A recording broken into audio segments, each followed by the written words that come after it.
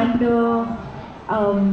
the story goes that, while I was auditioning, I would be very underwhelmed with the characters, the female characters, the roles that were written for them. And I've been a writer for most part of my professional life, so it's something that came naturally to me, in the sense of that, okay, let me write a role for myself. What's stopping me from doing that? So actually, it was the other way around. I wrote the script for a web series.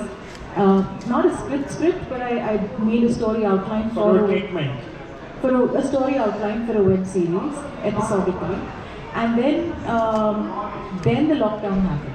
So that is when I sort of decided that, okay, why not put the characters through the same trials and tribulations that most of us are going through, they're experiencing the pandemic.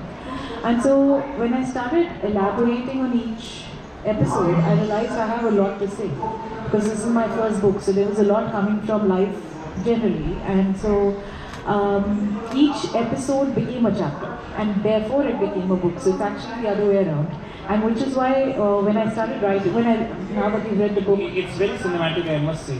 Yes, so because it was written for the screen first, and that is how I envisioned it. It's very visual in a way also, like when I don't want to compare in that way, but when I'm reading somebody like a Hemingway, I can see those images, and while I was reading you, I could see those images, I could see those, things happening to our protagonist, as if I was there.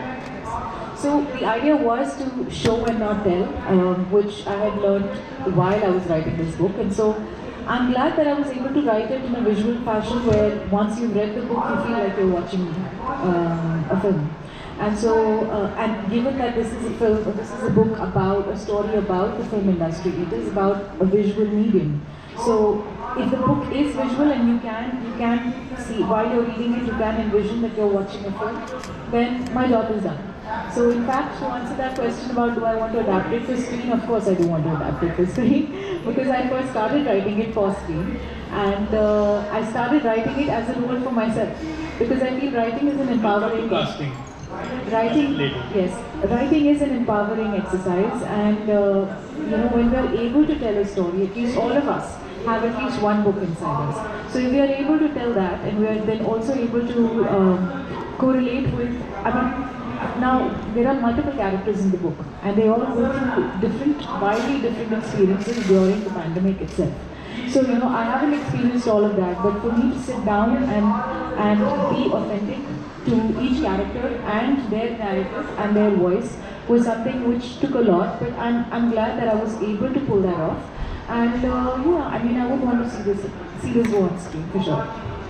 And I think I also love the humor, that's in there. For example, when you say 2018 BC, it's actually before COVID. So 2018 before COVID.